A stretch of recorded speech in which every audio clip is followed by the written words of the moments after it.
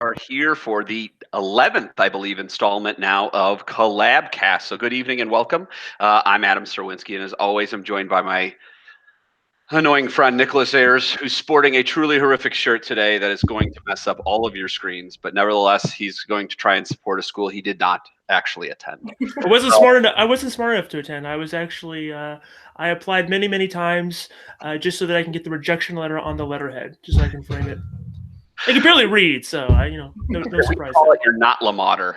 Instead of an alma mater, it's a not mater right there. So we're tonight on the Google we are back on the Google Hangouts. Rule number one for this COLLABCAST, as in all COLLABCAST, is for us to get some engagement from you, the viewers. Ask questions, please. Make fun of us. Even better, interact, because we want to know the questions that you have about the topics that we're going to be discussing. Which takes us to our topics for this evening. We are going to be talking to an agency owner and actually a producer from dead center part of the country, Kansas. Cory Schnabel joins us with his rock star producer, Kristen Did I say that correctly? You got both names right? Good enough. All right, good. All right, close. Yeah, right. We're close in hand names, horseshoes, and names. We'll just refer to them as C-Sizz and K-Dizzle. We can keep it simple. Cory started out as a member of the Good Hands Network. He brought on Kristen from a friend of his, it just sounds like, after she did a much harder job of raising her kids.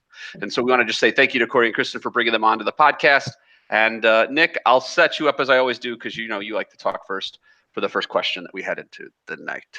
Sure. So, yes, thank you very much, Cory, and Kristen for joining us. I know a lot of people are really excited for tonight's episode, and they should be, because one of the things that you guys do well, that you probably do better than most, is you're really good, from the sounds of it, at developing really key relationships with people in the real estate industry, loan officers, real estate agents, and the other, to get business. And now, why this is different and why you guys maybe have a different approach on it is it's such the rage nowadays that insurance agents have to do this, that, and the other. They have to jump through hoops. They have to, a lot of people are in the lead generation business now, supplying leads. A lot of people are trying to get in their foot in the door with education or value. But you guys do it the old-fashioned way, and that's by knocking on doors, going to offices, building relationships, and really using that as a key point to, if I had this correctly, correct me if I'm wrong, drives anywhere between 75 and 100 plus referrals to your agency each and every month. Is that more or less the short and skinny of it? Yeah, pretty much. The last 3 months, we've had over 100 referrals each month. This year, we'll top out probably 1,020-ish, right around there. To your point, we flow kind of as the real estate market flows. So we don't have this North California weather where it's sunny and people are out 12 months a year. So pretty much March to about September, October, our business really booms, and it's still good this time of year. It's just as there's not as many houses for sale, as there's not as many loans being closed, it does pull back a little bit. But honestly, this is when we gear up for March. And that's when I kind of tell my team is, it's slow right now, but everything you do right now is going to pay you in March. So build that foundation. Let's go build the relationships. If you try to email these people in March, they're going to be too busy closing loans and selling houses. So get in there now. So plant that seed, water it, let it grow in March. So if I have this right, and we were kind of talking about this before we went live tonight, you're not the one who's necessarily putting in the work as far as knocking on doors, dialing for dollars, taking loan officers to lunch. That's more what Kristen's strength is. Kristen, can you talk to us a little bit about what your process looks like, just as we kind of get deeper into the weeds here? Just tell us a little bit about what it is that you do to really build these relationships. Yeah. So when I started with Cory about 3 years ago, there was no other question but that was his business model. He said, you're going to have to go out and you're going to have to find these relationships. I had no insurance experience. I had no professional business experience at all. So I had to kind of start from the ground level, and I pretty much just started emailing and calling lenders and real estate agents and just asking if they wanted to go to coffee with me, see if they'd give me a chance. I would say 100 emails I would send, I'd get maybe one yes.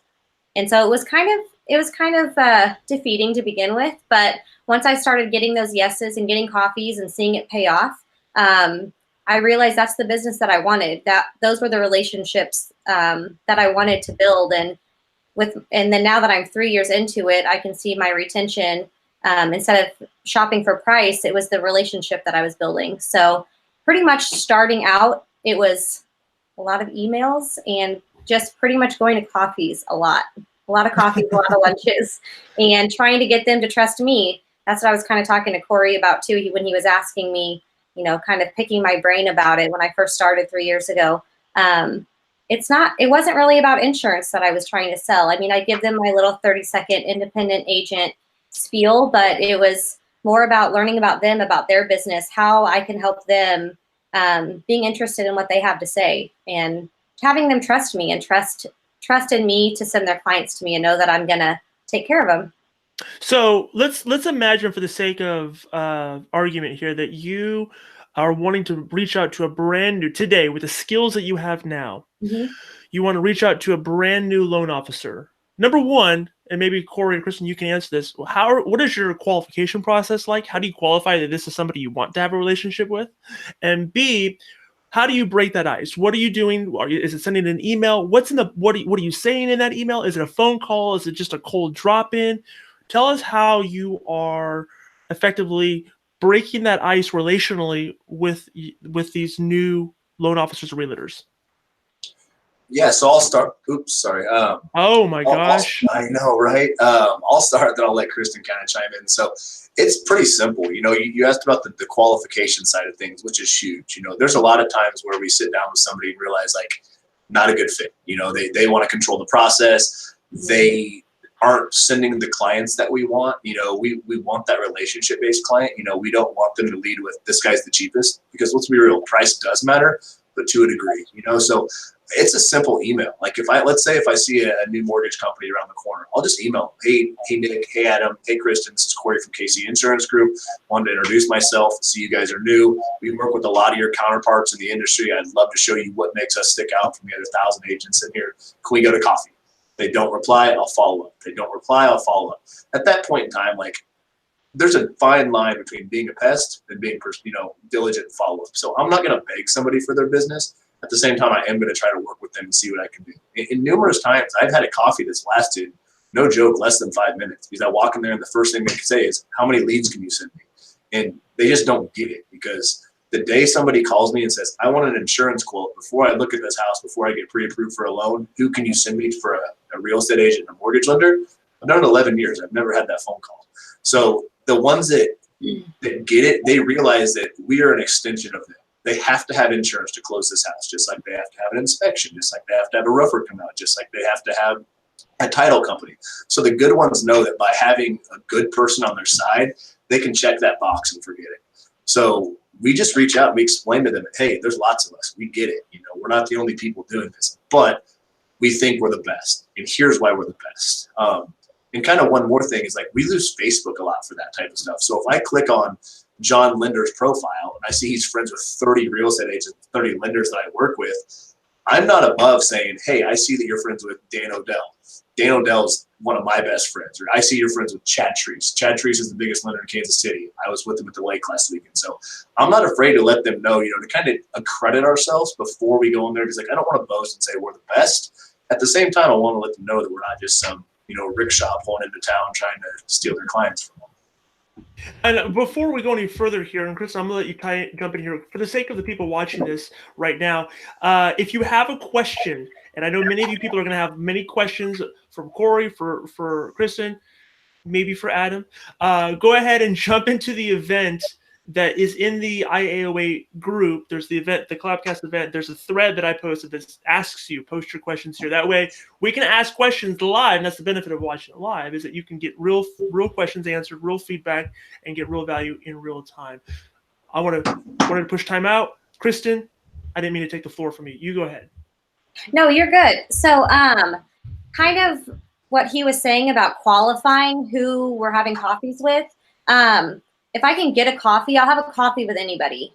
And at that point is when I'm kind of qualifying them, but also sometimes I don't know until they start sending me business and I see the way they work. And if if they're strictly saying you have to send me the quote and I'm going to send that to the client and I have no relationship with that client, that relationship probably isn't going to work for me, because I want the client to know that we're here for customer service. I want them to see, I can educate them on the quote and know what they're getting with this insurance policy. I don't want the lender to try to sell that for me. That's my job. So when I first started, I had a relationship that was like that, and I didn't know what I didn't know. So I worked with that for about 6 to 8 months, and the whole time Cory's like, you really need to cut that. You really need to cut that tie. That's just not working, and I was bending over backwards, working through a middleman, and, finally in that relationship kind of fizzled, and it was for the better, because now that I'm 3 years in, I can be a little pickier when but like I said, I'll have a coffee with anybody. I'll sit down with anybody and, see what they have to say. And even maybe if I can train them to refer better. And that's a lot of times is we have coffees and sit downs with real estate agents and lenders that they don't know how to refer. And so you just have to kind of train them on, it's as easy as, hi, Joe, we're working this loan. You're purchasing a home. I'm going to copy you on this email with Kristen. And then I take it from there. It doesn't have to be complicated. So sometimes you just have to train them. They don't really know. They're like, how do I refer you? They think they have to jump through all these hoops to refer, and they really don't. It's pretty simple. So you guys have already sparked some conversation on our little thread that Nick highlighted earlier. So we're going to get to those questions right away. And I'll toss it up to either of you. You can both jump on this. Christina Van Clark throws out, do you have an incentive program like referral gift cards, gift baskets, et cetera, that's specifically tied to a specific referral, or do you do something more general? Or just if you could explain your referral or relationship programs. Yeah, for sure. So we give out gift cards. We give out $25 gift cards for anybody that lets us quote them. So if you send us your mother, regardless check your state for rules and regulations on what disclaimer, you can do in your hashtag disclaimer. so there you go. So with us in Kansas, it's legal. So you can give a referral based off a lead. It's just got to be consistent. So whether they send you a renter's policy or a $5 million life insurance policy, it's got to be consistent.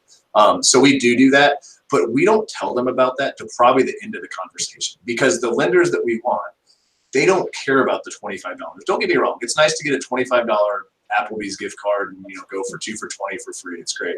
But at the same time, it's just a token of their appreciation for them. So we do that. We this coming Monday, we're in Kansas City, big Chiefs fans. So we rented out the back of a bar.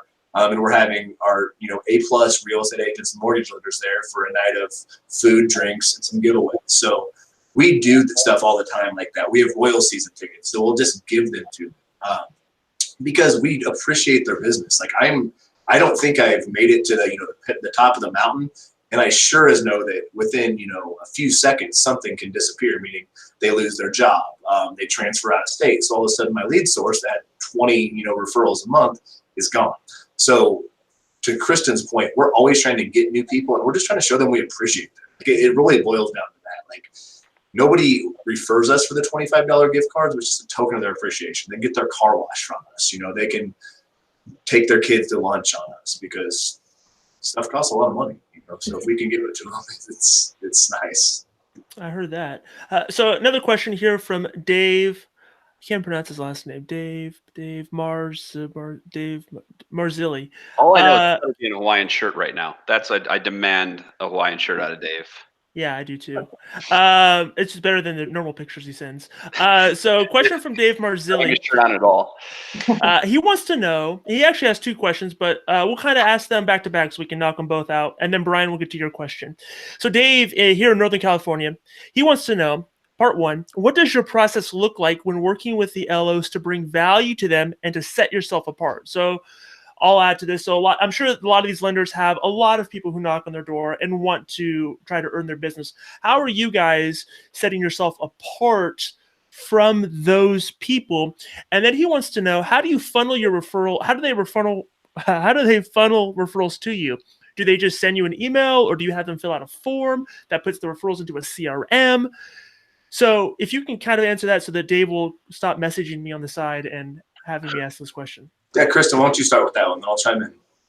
Yeah. So, okay. So part 2, because I just, it's fresh in my mind. The way that lenders and real estate agents refer to us is all different. We have, with all of our different referral sources, they're all comfortable sending referrals different ways. So I have some, well, I mean, I think I know Cory has one referral partner who, when he is getting done with trying to get stuff for the loan process, he says, okay, you need to send me this document, A, B, C, D. And then he also copies Cory on the email and says, I copied Cory, my insurance agent here. If you want him to take a look at this, he can. If you don't, totally fine. I have people who just give their clients my phone number. They call me. A lot of times I try to tell my lenders and real estate agents that I don't love that, because if they're handing somebody a phone number, the likelihood that they're going to call me is 0. So I want their phone number, or I want to be copied on an email with them. So most of the time, a lot of lenders just copy us on emails, and then we directly respond, thank you so much. And then we send over the information that we need for a quote, or we call the person. So those are, I mean, it's not really one way or the other. It's whatever they're comfortable with. Yeah. So, go ahead. I was gonna say the first part of that. If you want to add to it, I was gonna refresh her on the first part of the question, but if you have something more to add.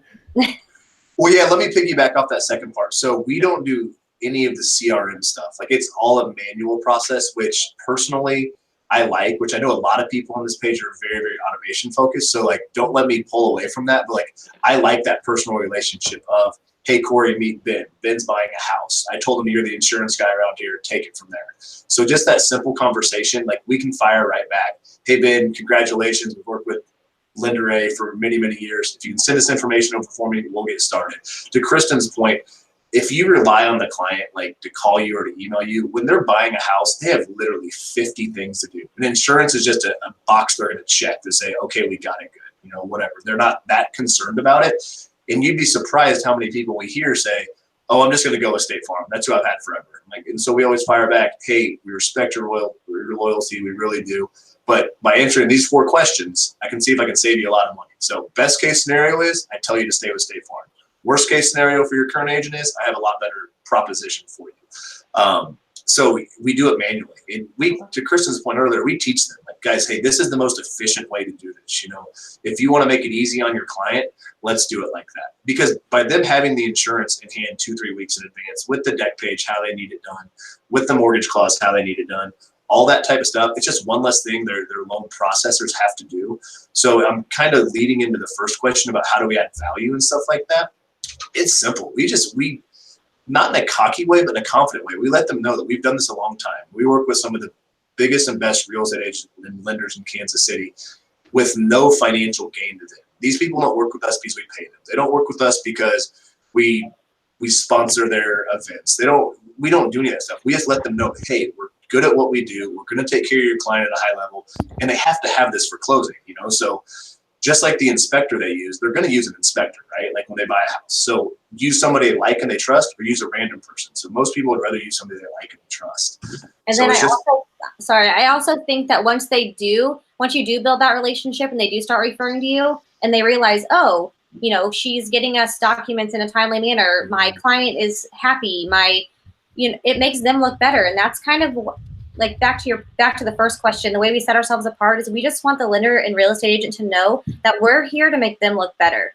Joe refers Kristin to John, and John comes back to Joe. Thank you so much. That was awesome. It was seamless. Everything got done. Kristin explained everything to me. I feel educated. I feel confident with my choice.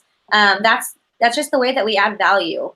Yep. And you know why I think part of it works too is that, and I don't know if this is something that's been picked up on, but you've mentioned it a few times.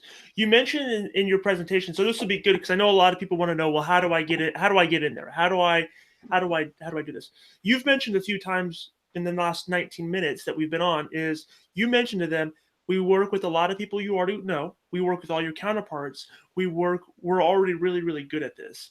What that does in the mind of the person that you're sending that email to is that establishes a level of status and authority. And people want to work with people of status and authority. So imagine this, when you were looking at rock bands to like as a little kid, you didn't like, or as a teenager, you didn't like the garage band next door. You liked the Red Hot Chili Peppers, right? Or you liked Guns N' Roses. Those are the bands that you liked because the people next door to you were just like you, right? There was nothing that really set them apart. But you associated with people of higher status, higher authority. And in the psychology of the lender or the real estate partner, they're reading those words. I don't know if you know that you're doing this or not, but they're reading those words and they're thinking, this person is the go-to, the authority in this field. Whether they know who you are or not, you're establishing that. And that's a great way to set yourself apart. All that you were watching this, you want to set yourself apart, become a person of higher status and higher authority. So I think you guys are doing a really, really good job of that. Yeah. Well, insurance, here's the way I relate it to a lot of people. Like your cell phone. Most people don't care if they have Sprint, Verizon, AT&T. Those are the carriers in Kansas City.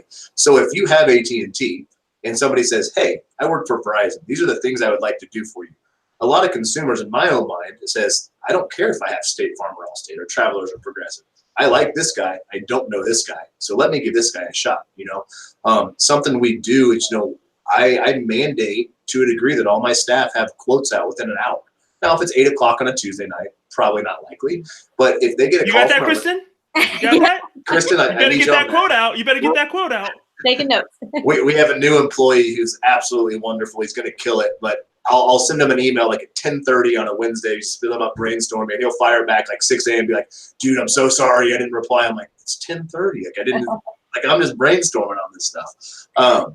But back to that point, so a lot of the times lenders, real estate agents will refer us initially because there's a problem. There's some kind of problem they need fixed, whether it's the debt to income, they need the premium lower, the agent's not getting back with them, it's 2 layers of shake shingles. There's usually some problem. So we walk into a fire day one and we can put that thing out. So we'll really kind of establish the fact of like, hey, we told you we're going to do a good job. We did a good job. Let's rock with this. So once you can just get that first lead from them and show them like, we're the real deal. We're going to do this. We're going to work hard for you. And to Kristen's point, like we're going to make you guys look good. It just, at that point in time, it's good to go. Like we just run wild with it at that point. So let me ask a couple of questions though, like to the counterpoint of that and kind of what Nick talked about. Like I work with your friends, I look through your family. Do you ever get pushback from lead sources that says like, look, there's conflict there. It's not gonna be a reciprocal relationship because you're already working with these competitors of mine? No, and because I put that out right away because my best friend, he's a guy named Mike Odell. They were an $80 million real estate producer in Kansas City last year. My other best friend's a guy named Chad Treese. He did the most loans in the Midwest for prime lending. Between those two guys in 11 years, I've maybe sent them each 5 to 10 leads. We don't have access to the leads. And I tell people that day one, guys, if I had 100 leads, I would love to be like 5 for you, 10 for you, 20 for you. We just don't have the ability to do it. So we kind of reroute that conversation right back of it can't be tick for tack. Like we are an extension of you guys. And the way I relate it to other insurance agent is like SafeLight. Like I don't know if SafeLight's big in Chicago or California, but it's like the glass repair company, right? Yeah. I've sent SafeLight probably 1,000 leads in 11 years. They've never sent me one. But I send them leads because they do a good job. They take care of my client. And they make me look like a rock star. So if I can get the lenders and the real estate agents with that in mind, that's who I want to work with. The people who say, I haven't got a lead, I'm out, I don't want to work with them because we can never go tick for tack, And that's also the pre-qualified thing too. I mean, if you sit down for coffee and they say, I want one lead and you send me a lead, I have to just be honest and say, I can't do that and it's not going to work out. But that's fine. I'm okay leaving that the way it is because I'm not going to promise them something that I can't give. Yeah, I think it's a really good thing too. I mean, you guys, and this is something that I think we all struggle with as insurance agents, is we have this scarcity mindset. Look, I'm sure it's the same in a lot of areas, but I could go outside of my door and throw a rock and hit 10 loan officers on the way down. There's no shortage of good loan officers, and so it's a matter of finding the right one. You don't have to be so desperate and have this scarcity mindset that you have to work with this loan officer. If they say no, if they don't fit your process, and it sounds like you guys do a good job of this, go find another one. There's plenty of them. Exactly. I'm just going to jump in real quick, and I apologize. I think it's a great point, but I'm going to run out. There's been a ton of questions that have been shooting off on the chat, so I want to get to some of them. And I think some of them actually can be pretty rapid fired. So maybe we can just run through a quick sprint of a couple of questions. Really quickly, do you track the loan officers and realtors who they're sending you, like they're sending you leads? Like, do you track the specific numbers? Yeah, and I've actually shared it in the IAOA group before, the Google Sheets, and I can share that to anybody that wants it. They can make it their own. So it's essentially a Google Sheets that tracks. We can put anybody on there. We got about 30 people on there. It tracks them by the month, how many they send over, and how many we've closed. So I'll bump it. If you put it in the files section, Okay. I'll go ahead and just bump it right now. I might need to talk to you offline about how to add that a blank copy, but yeah, absolutely. And we have a new business log too, so we can actually track it from like start to finish. So the second Nick sends us a lead, it goes in the referral log. Once we click yes, it's a sale, it goes in the new business log. So every year I can say, John, the loan officer, sent me 77 leads. I closed 44 of them for a total premium of $220,000. Did you put it in the files tab? Just out of curiosity. I posted it on one of the threads. Okay, I'll find it. Okay. Yeah, I think that's the thread we found him on. I think that's the thread we were first engaged. I think you're actually right. Yeah. Yep, I got it. And then, so another kind of rapid fire question: do you have a point of sale piece or a document that you give out at that first, like as a takeaway or some kind of marketing piece? And then, if the answer is yes, they're asking if you want to share it. So when I meet with the loan officer, do we give them something? Yeah. Do you give them a takeaway? No. We usually write them a handwritten thank you card. Hey, Adam, thanks for sitting down with us. We throw some business cards in there. We add them on Facebook. We add them to our page. But I have a little flyer that I made, which has my picture, my name, all of my contact information. And so after I would meet a lender or real estate agent for a coffee, I shoot them over an email. Thank you so much for your time. I attach the PDF, just kind of like another way, a reason to get a hold of them. Sending them that email. And then I make it easy for them. If you even just want to forward this PDF onto your clients, just another way to get a hold of me and another reason to email them. I always am finding any reason to have another email, a thank you note, a call, just any reason to get in front of their mind. And then another, I think it'll be a quick answer, but what your response to loan officers and realtors who kind of just bring you their problem childs, like never bring you the good stuff or the easy stuff. They just constantly bring you that earlier comment you said, like the fire one. How do you handle those situations? We educate them. Like we educate at a high level, the loan officers, real estate agents, and the clients, and let them know like, hey, this lady with 3 water claims, it's going to be really hard for her to get insurance. Here's some options we have. We really don't have too many of them. And I let them know, like, just because we're not Allstate or State Farm, the big guys, they still have strict underwriting guidelines. And we're not, how do I phrase this correctly? We're not trying to just get the scraps. You can't send your State Farm the premier guys and then just give us the junk. Now, if somebody sends us 5 great households, then he needs us to, work some magic on one, we can do that. But to Kristen's point, you just get to the point where you don't run them off, but you just educate them. And if they're not going to buy into what you're selling, there's really no reason to bring them along. When I was with Allstate, I had to take every lead that came through the door. So manufactured homes, just junk that I didn't want to do because I had to hit my numbers. On this side, we can be a little more picky. I haven't really had that where a lender or real estate agent just sends me their bad stuff. I don't know. I feel like once they trust you and once they start working with you, it becomes second nature to them to just refer to you. I don't know. I haven't had one just send me the bad stuff. That makes sense. So I think we're kind of in a natural spot, and I kind of want to take it to a different area than just your process. And we can get back to the process, but what I think it's been most interesting to me about this conversation is the culture that's been created in this system, right? So Kristen, you've been brought in and you were green. You had no experience in the insurance industry, yet Cory was able to empower you to do this. And I think there's a lot of business owners that are in this meeting right now that would love for their producers to get out and do what you're doing and have the type of success. So maybe Cory or Kristen, you can talk from a producer standpoint of what were the things that have made you feel comfortable and kind of allowed you to become the successful agent that you are now. So like we kind of talked about earlier, before we went live, I didn't really know any different. And so there's kind of 2 ways here where Cory came from the captive world and he is still friends with some of those people and has had discussions with them. And they're like, I just can't get my producers to get out there. And I think from Cory setting that standard from day one, I didn't have any other choices. So from day one that I started, he told me, he's like, if you just trust me and trust this process, I will back you up 100%. And you just have to get out there and find your own business. just send those emails, go to coffees, go to lunches. And it was so hard. It really was. I mean, the first 4 to 6 months that I started, it was so hard. And it's definitely not for everybody. And Cory told me that from day one. He's like, and I started with another girl who was green in the insurance business, and it wasn't for her. And so about 6 months in, she left, and I was like, oh no, I should probably go too. Like, this just isn't going to work for me.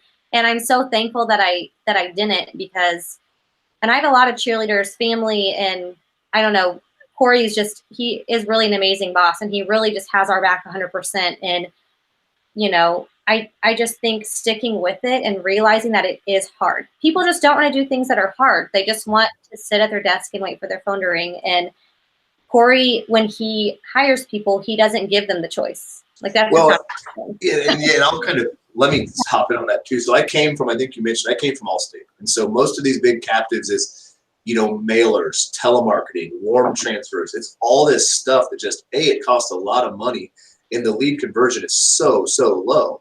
So I mentioned a few names earlier, like my really good friends who are mortgage and real estate. And so as Allstate's jamming down my throat, send these mailers out, doing this, I'm spending $1,000 to spend these mailers out to maybe talk to 15 people.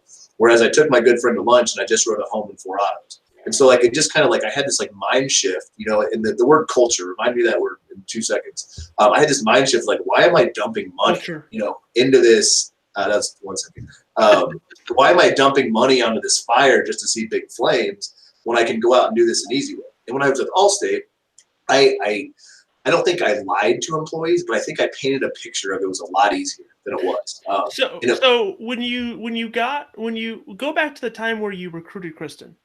So it's funny. And she'll tell you this. I didn't recruit Kristen, and I have never hired a good employee. She is now she hires everybody good. So I got into this with a business partner. I hired the girl that quit in 6 months. He hired Kristen. And so day one, I had a mind shift of, instead of I'm going to tell them how easy it is, I'm going to tell them how freaking hard it is. I'm going to try to talk them into not working for me, like, to a degree. And so I told them day one, I said, girls, it's going to be freaking hard. It's going to be so hard. You're going to have to go out there. I said, but if you make it, and I hope you both do, you are going to be in a financial place that none of your friends are at. And you're going to have a quality of life that none of your friends are at. And you're just going to be able to do things that you want to do.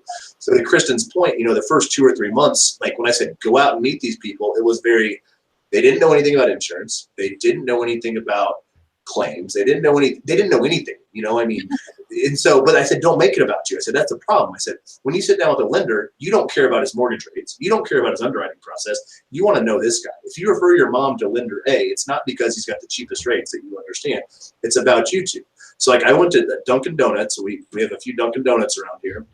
I met the owner. I think I pre-bought 50 dozen donuts. And so every Friday, I would make the girls go to Dunkin' Donuts, pick up 10 dozen donuts, and just go to different captive agents, mortgage offices, real estate agencies, and just walk in and introduce yourself. Hi, I'm Kristen with KC Insurance Group. Hope you guys have a great Friday.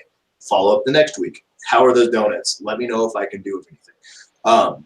So with that being said, they slowly kind of saw that penetration. They slowly started to grab that traction. So right about, I think Kristen said it was about month 4, her and Stephanie, the other girl, went to lunch, and they both had this like, what did we do? This was so dumb. And I think that's like right when Kristen went from getting like 6 referrals to 30 referrals. And she went from writing 12,000 in premium to 35,000 in premium. Then she was like, oh, okay, that's, you know, I kind of see. And then she had a good April, and she had a good May. And then it snowballed, you know. But to your point, Nick, about culture, that is our biggest thing right now, man. And that's something that's so easy to fix in the future, probably not fix in the past, but we hire people based off culture now. I don't care about your college GPA. I don't care if you have insurance experience. I don't care if you have sales experience. I have to hire people that are my people, that I don't have to, like, it would suck to work with people you hate every day. Not even hate, you just don't like being around. So me and Kristen, like, we're truly friends. You know, her and her husband came over 2 weeks ago, her daughter, and they played with my son out back until 10 o'clock at night. Like, we can go out and have lunch and not just talk about insurance or not have this forced interaction. Same with our front office manager and Emily and Michael, all of our staff. Like, we are friends before we're coworkers. And that's so big. And so having Kristen as kind of the pinnacle of this agency, they can see what she did. Because I have 2 other agents that just started this year. One started in January from State Farm, and another one's fresh into it. And they both like, it's easy for me to tell them something like, hey guys, do this and it's going to work. But like they can see like Kristen did it, and she's done it exceptionally well. She, to talk numbers, I don't know if you guys want me to, but she wrote about 250,000 her first year, all personal lines, all from her own business, which is, it's fine. It's very average. Last year, she wrote about 425. This year, she'll write close to $500,000. So within 3 years, she'll have a little over $1 million book of business. And that's all her. Like, that's not me. Like, sure, I told her what to do and I gave her some pointers, but like, I didn't build those relationships and hand them off.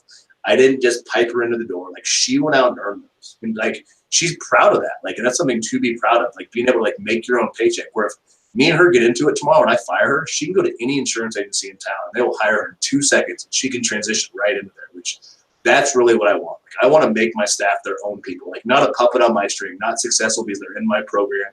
I see Nick, the Notre Dame shirt.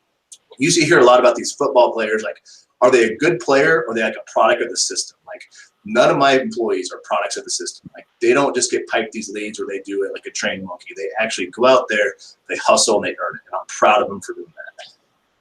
So talk about when you hire someone on though, like how did you train yourself to have the patience to let her kind of get there, right? So like a lot of people talk about like, hey, fire fast and have that culture of they got to be successful. It's either them or they're in or out. But that seems to be a little bit different than what you're talking about because you gave her time to skin her knees a little bit. Yeah, right? and so with Kristen, we were just talking about this. So I was in a captive mindset when I came over here. And so the bigger commissions, the bigger retention, all this stuff I didn't take into place. So with Kristen, I said, okay, your first year we're going to give you a salary. So she had a little safety net if she sucked, essentially. So she had a guaranteed salary, and it was we made some super complicated commission scale where if she sold this, she got this, if she did that. It didn't make any sense. So she had a little better of a safety net to say, hey, if I had a bad month, I still got X coming in the door. Moving forward, I stopped doing that. I give them pretty much like a 3 to 6 month stipend. I figure by the end of that 3 to 6 months, we're going to know if they're sinking or swimming. Now, I have, one of our new guys is great, and I've been very clear with him. His stipend is ran out. But I said, you will never go without rent. Your bills will be paid because I trust him. He trusts in me, and he's going to get to where he needs to be. So if you had 40 employees, I think it'd be really hard to kind of say that to somebody, but we're not. We're 5 employees, and, we're growing quickly. And by them buying into me, I'm going to buy into them. So if I trust in them, I'll make sure they get to where they want to be. But to your point, if 2 months go by and somebody hasn't knocked on any doors, hasn't emailed anybody, I'll probably just say, hey, your stipend's up at the end of month 3. So, Well, I think also, you can tell. I mean, like you said, in the first couple months, we did have an employee that Cory hired. Won't mention that, but that really just never really came into the office or had coffees or lunches, just kind of like hung out. And we're like, you have to do things. I'm about 0 for 12 on my hires. So like, yeah. I don't. I think so. I mean, if somebody is out there and they're hustling and they're working it and it just hasn't quite showed through in their referrals, but that they have that, I just think that you can really read people. I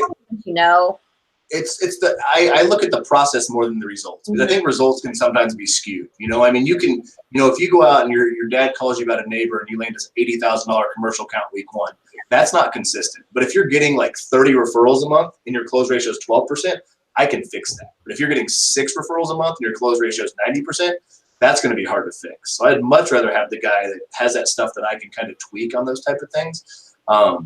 Because it's just that I want to see the hard work. I want to see the effort. Because insurance, like, it's boring.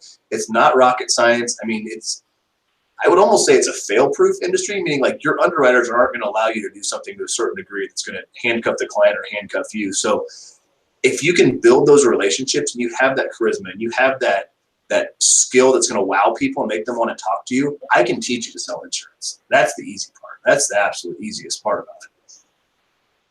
So I got a couple questions here. I'm going to go back to our chat, and we'll kind of try to get through as many of these as we can. Cameron wants to know, have you ever created any profit-sharing agreements with any of the mortgage companies or real estate brokerages? Think business partnerships like Home Street Bank and Home Street Insurance Agency. Have you done anything like that? I have. So I have 2.5 relationships in place right now. It was 3 relationships. I'm about to sever one of the ties. So one of my big mortgage lenders, his wife, he actually owned an insurance agency about 8 years ago. His wife ran it. got pregnant, had kids, decided it wasn't their thing. So she got back into it. So she's licensed agent under me. So sends his leads directly to her. They get a piece of the profit sharing.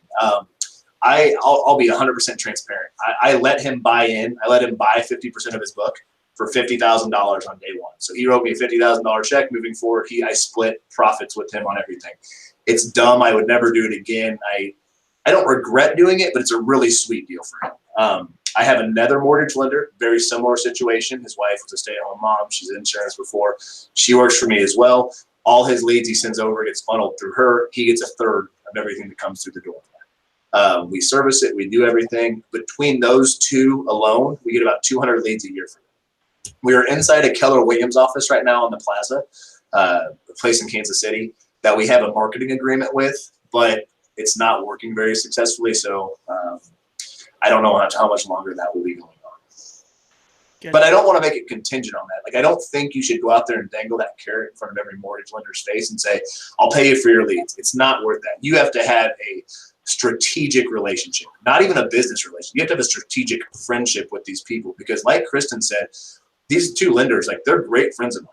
And when you involve money and you're talking 20, 30, 40, 50, $80,000 a year in money that's flowing between the two, friendships can go bad very, very quickly. So I would definitely encourage anybody to explore those relationships, but don't think that that's your fix, that you can just wave some money, get the leads, and go from there. Gotcha. Brian, I'm assuming it's Aguirre. You have to forgive me if I'm butchering that, Brian. What are you doing to stay in touch with those partners to have them keep you in mind? So you mentioned, you go out, you do introductions. Take me to month 8. Take me to month 19.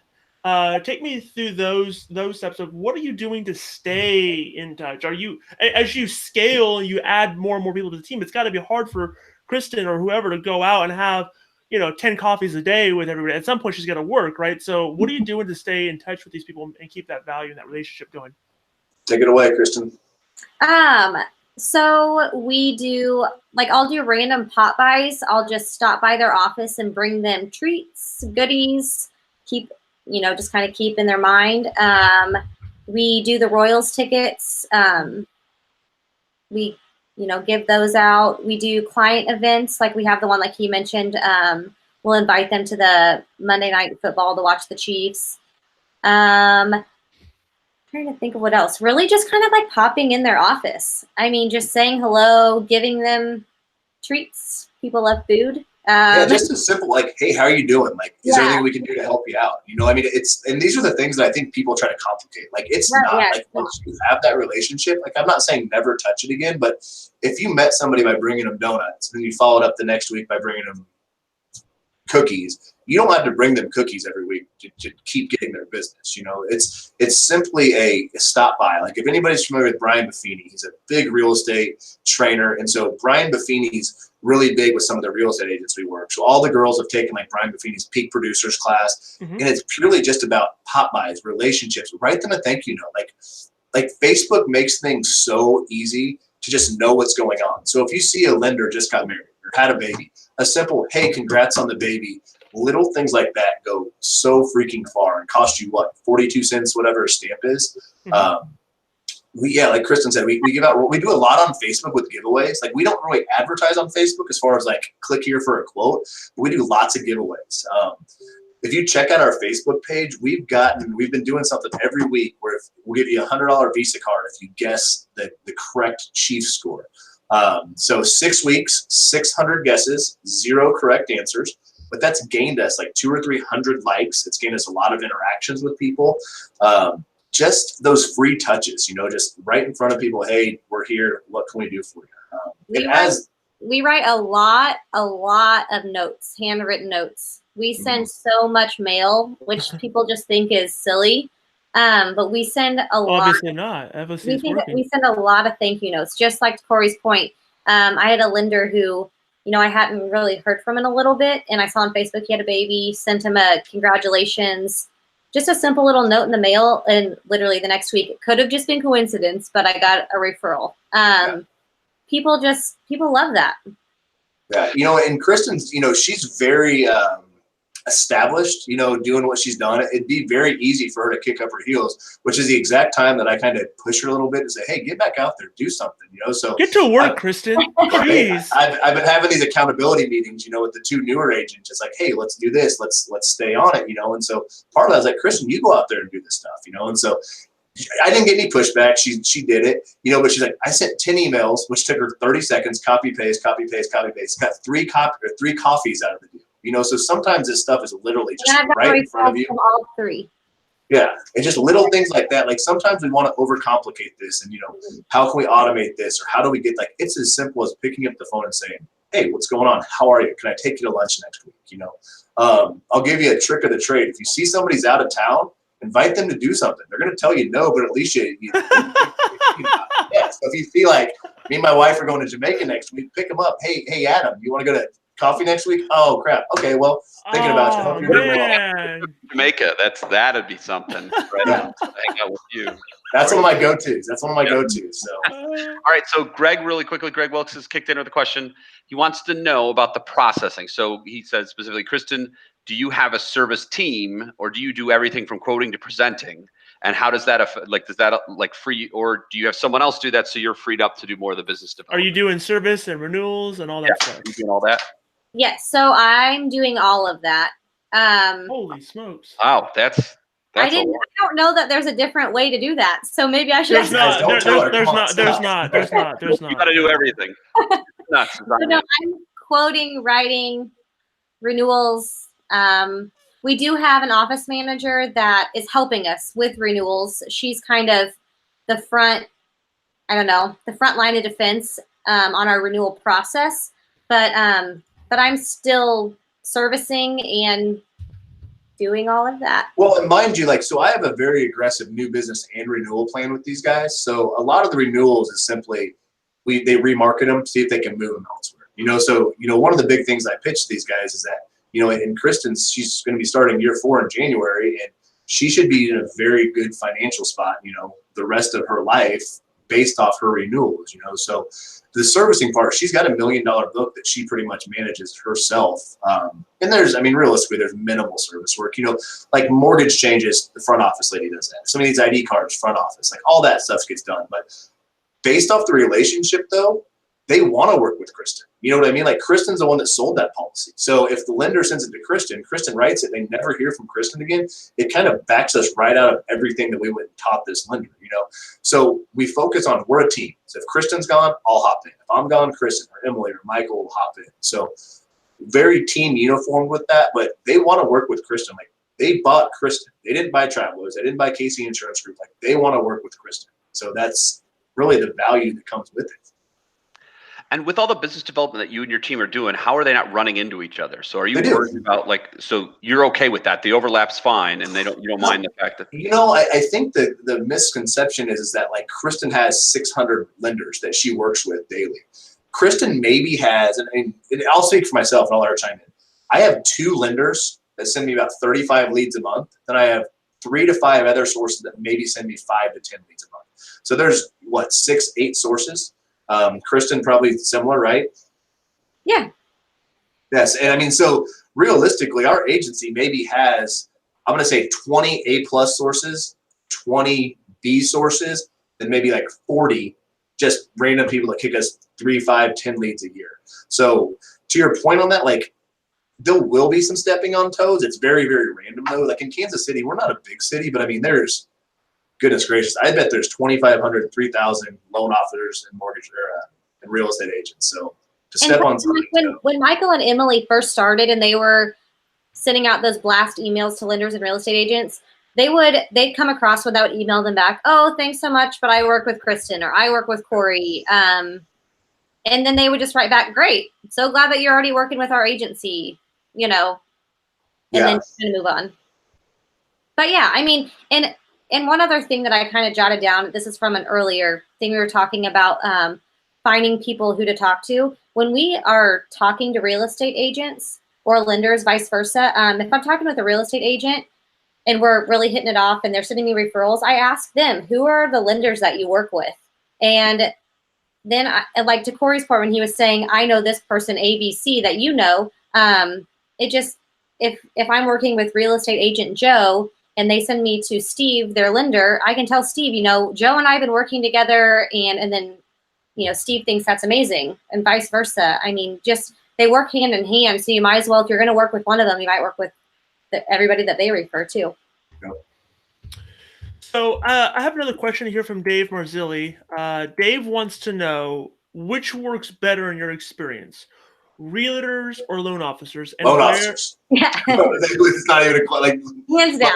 Yeah, loan officers. 100 times over and over. Like, I love my real estate connections, but real estate their deal doesn't necessarily hinge on them getting insurance. But like I said, with the loan officers, they want that insurance 2 to 3 weeks in advance. They know where the debt to income is. They know what they estimated insurance at, which is always way off. Isn't that funny? They said they could get homeowner insurance for $70 a year. Yeah, it's $1,400. All right.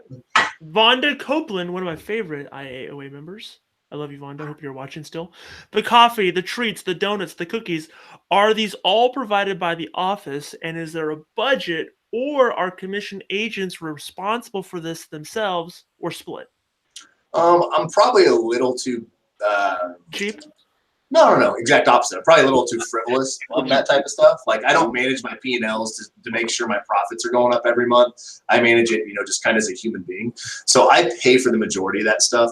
All the agents, well, Kristin's now W-2, and they'll probably all be transferred W-2 just for legalities. But the other two are 1099. It's like all their big stuff. Like, if he's going golfing and it's $150 a round, I'll pay for that. If he's going to Starbucks and it's $6, I'll make him pay for that. But I just look at it as investing in my agency, man. Like I said, we don't buy leads, we don't telemarket. So if I spend $500 a month on coffees and lunches, and we get 20 referrals out of that, we'll close 50% of those. You know, average household premium in Kansas City for 2 cars and a home is $2,800.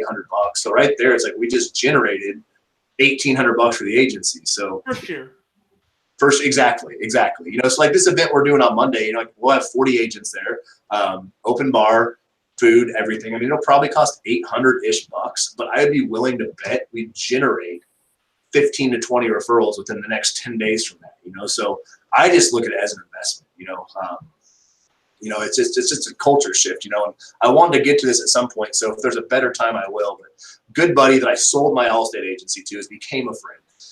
And he stopped by last week. He's opening a brand new scratch agency January 1st, 2019 in Lee Summit. 7 employees day one. All of them salary. All of them aren't expected to get their own leads. Guess what his warm lead transfer budget is a month? He's probably paying anywhere from $30 to $50 a warm lead transfer. $15,000 is the budget. He's got $205,000 budgeted his first year for warm lead transfers. And he told me that, and I couldn't believe it. And that's the way he knows. That's the problem. It's like that's the way he thinks he has to go out and get his business is warm lead transfers, you know. And I told him, I was like, Kyle, like, you know, you're gonna, one of two things are gonna happen. You know, you're gonna spend so much money to keep these people happy, you're gonna go broke, or they're not gonna be happy and they're gonna leave you when somebody else isn't getting them those leads, you know. So it just amazes me, you know. So I know I got off topic, but to Dave's questions, I pay for most of that stuff. I look at it as investing in my staff, investing in my partners. In the culture thing, I want them to enjoy what they do. Like we're friends before. How many donuts could $205,000 buy? Do you think? Like at least 2 or 3. That's something else, guys. Like while you said that, so these gift cards we give out. So you know, a couple hacks: go to Costco, go to Sam's. You can get $100 in gift cards for $80. You'll also find out a lot of your local bars and grills, they want that business. So if you go in there and just make a relationship with the GM, the owner, whoever, and say, hey, I'd love to buy $500 in gift cards for, $20, $25 gift cards. Can you sell them to me for $17 each, $18 each? That's about the average price we're buying these at. So you're kind of a hero on both sides. You're giving away a gift card for $25, you're paying $17, and you're getting a local business, you know, so that can just transpire into a lot more leads. So we try to give back in our community on stuff like that, you know, and not buy the big chain restaurants, but we got to chase the dollars every now and then. So Cameron Pecky has got a question for you, and it ties into an answer you just gave not too long ago. So I would want to jump on it. You talked about transferring that some are 1099 pays and some are W-2s. When you're paying your producers, is it commission only, or are you like you said earlier on, you start them off with you started Kristen off with a salary, but you start them off with a little bit of a cushion. Yeah. They transfer straight commission. And what do you look at as far as the splits on those commission? How do you run that? Yeah. So, and also on the renewal side as well. Yeah, renewal side. So in a perfect world, when I get to more cash flow, we'll end this year about 3 million, should end next year about 4.5 million premium, not revenue. I would like to be able to offer a steadier base, but at this point in time, I've been bitten too many times by locking into somebody a salary where I've learned in Kansas City, the price of living is pretty low. So if you guarantee them $24,000 their first year and they suck, guess what they're going to make very comfortable living off of? $24,000. So to the point, I offer $9,000 right now. That's all I offer. I guarantee. I'll split it over 3 months, 4 months, 5 months, 6 months. So if they want $2,500 for 3 months or whatever, $3,000 for 3 months or $1,500 for 6 months, I'll disperse that. Now, like I said earlier, I will invest in people and give them more. Both my employees right now, their stipend ended like in August. They're both getting it to the end of the year because I see them hustling. I see them trying. I see them putting forth the effort, and the results are starting to come in. The referrals, their close ratios are going up, those type of things. So I will continue to invest in them. On the flip side, if after 3 months, even if their stipend isn't up and they're not hustling, they're not giving me the effort, the energy, I'll let them go quickly. But what are the splits though that you? Oh, sorry. So 70% new business, so 70% agency revenue, new business, 40% renewal, and then I give them $1,000 bonus per 100,000 they write every year. I also this year gave them all 5% of the traveler's bonus because we had a big loss last year that wiped us out. So this year I told them, whatever the traveler's bonus is, you guys self-underwrite, you guys write good business, you guys advise clients not to file claims every time the wind blows. I'll give you 5% of the bonus. So between that's going to turn out to be about $1,800 each, I think, plus their 1,000 per 100,000. Did I miss anything, Kristen? I pay half health insurance. The commission only. Yeah, the commission only. 70% new business revenue, 40% renewal. That's still a pretty healthy split. I mean, especially on the renewal side, 40% is a pretty. I've been told it's too much, but I know a lot of agents are going to cuss me, especially if their staff is watching this. But I'm comfortable in my life. I don't need. I would much rather, instead of me making extra $30,000, $40,000, $50,000 a year, I would rather disperse that to my agents. Especially 2 of my agents are younger. They're 27 years old. They're just figuring out life. They want to buy a house. They want to do all that type of stuff. So I want to invest in them. I want them to love this job. And that's one thing I can say about Kristen is that she's my best employee I've ever had, because I know that if I leave, she will step in and do what I need her to do. Not because she has to, not because I pay her paycheck, because she cares. Having employees that care is the biggest asset any agency can have. It's absolutely amazing. 100%. So you guys talked a lot about, I kind of want to switch back to a particular gear. If you have more questions, if you're watching this, we have a thread in the event. Feel free to ask us. We're not going to go too much longer. I want to be very respectful of your guys' time over on the East Coast. But when you're looking for people now and you're looking to recruit now, you have this model, you have this way that you're doing business. What are some of the traits now that you're looking for to find yourself another Kristen, to find yourself somebody who's going to come in, understand the process, to fit your culture? How are you finding these people? I mean, Kristen, you were a stay-at-home mom, right? So I would imagine, went back to it, you guys didn't on day one think, okay, this is the way it is. There was an evolution of it, but now there's a standard that's set. There's a bar that's set. Sure. Right. So when you guys are evaluating people now to kind of come in, what traits are you looking for? How are you finding these people? And what advice would you give somebody that's watching this and saying, man, I need to hire me 3 Kristins tomorrow? How would you advise them to do that? Before we answer it, anyone who jumped in late, Cory didn't hire Kristen, right? So right. We already know that Cory's a horrible recruiter. We get that. Yes. Whatever Cory says in this, we're just gonna take that and put it in what not to do. Ken. Yeah. Just focus on her. She'll probably own this thing in a few years anyway. So. It's simple. I don't really care about your job experience, your past, any of that type of stuff. I want somebody that I can just go have a beer with, have a coffee with, and have a natural conversation, an engaging conversation. Tell me about yourself. Tell me what makes you tick. What makes you happy? What energizes you? What is your big why? So if I can just sit down and talk to you for 45 minutes and not feel like it's a forced conversation, you've probably got a pretty good shot at doing what I want you to do, because that's all we do. There's nothing hard about this. Like it's having a conversation. People want to work with people. People want to look you in the eyes. You know, automate. You can't automate a handshake. You can't automate eye contact. So just being able to carry a conversation with a genuine person. I think also Cory's good about at the very beginning, which I've kind of already said this, but at the very beginning when he hired Emily and Michael, he told them from day one what to expect. He said, you're going to go find your own business. And he let them know. He didn't give them false promises. He didn't lead them on to think they were just going to be millionaires in the first 5 months. He told them from day one, like, this is what's going to happen. You're going to have to go find it. Do you want to do that or do you not want to do that? Because, and I feel like Emily and Michael kind of fell in our lap because he wasn't like actively looking for people. It wasn't like we were, you know, scouring Craigslist and trying to find this person to fit this mold. It just kind of happened. We found people as they came, and you're being upfront from day one of what you expect. And if they can't do that, I mean, I think that that's intimidating, telling somebody you have to go find your own business. Do you want to do it or do you not? And Cory, you even did have that one. You had a girl that you interviewed once, and she ended up going with a captive agency. Remember? And she said that she wasn't willing to go find her own business.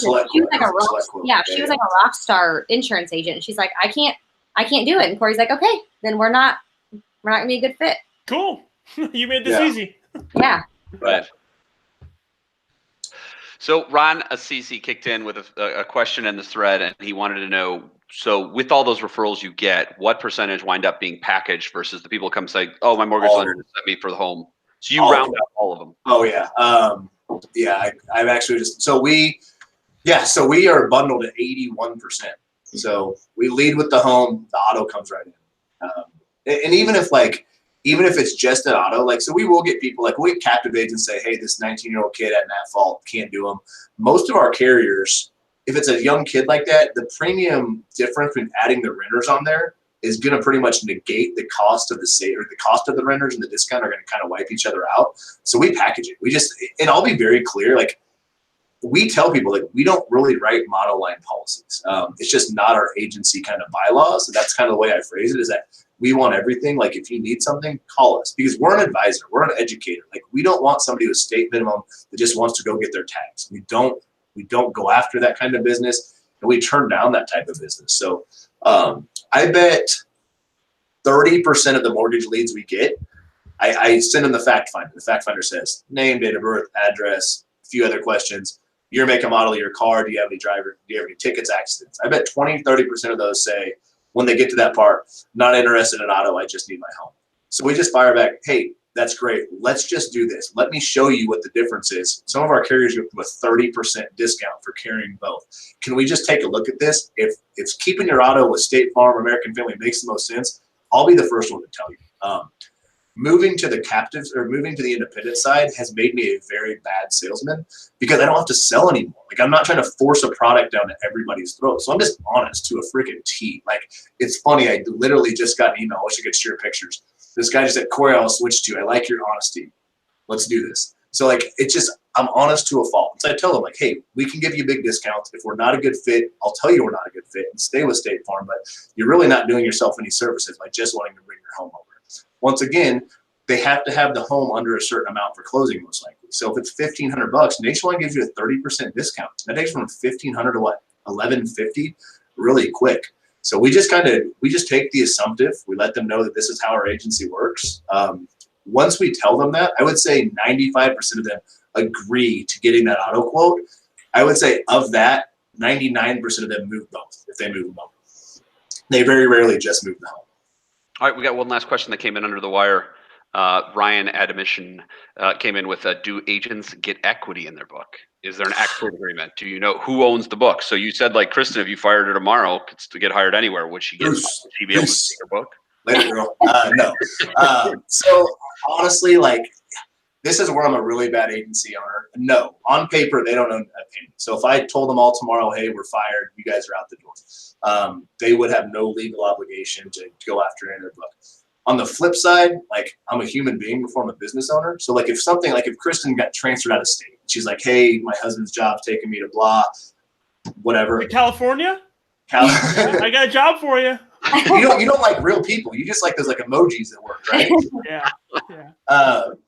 So no, I mean, so it's something like that. I would definitely be fair. And here's what I've always kicked around in that situation. Nothing's on pen to paper, but if they're under $1 million in book and they left me on good terms, I would give them their first year renewal. So they're 40% for the first year.